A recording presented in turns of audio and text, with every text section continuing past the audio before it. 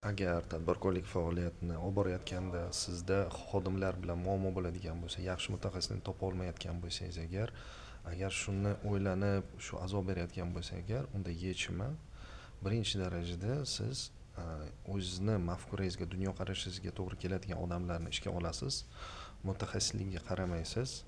Keyinchalik o'zingiz uni o'rgatishingiz kerak bo'ladi. Endi o'rgatish uchun masalan har xil kanallar bor, YouTube'da bor, masalan trenerlar bor va hokazo. Shu orqali tez o'rgatadigan darslik tayyorlaysizda, keyin ketadigan yo keladigan farqi yo'q. Mafkurangizga to'g'ri keladigan odamni olasizda, boshqatdan o'qitasiz. Kelmasdan oldin o'qitish kerak, keyin kelgandan keyin tezda ishini boshlasa bo'ladi. Tushunyapsiz? Bu degani sizda tayyor darslik bor. O'sha darslikni berasiz, ishdan olmasdan oldin ko'rasiz qanchalik qiziqadi. Keyin ishga olasiz, o'sha narsani ishlatadi va rezultat ko'rsatadi. Ishlating.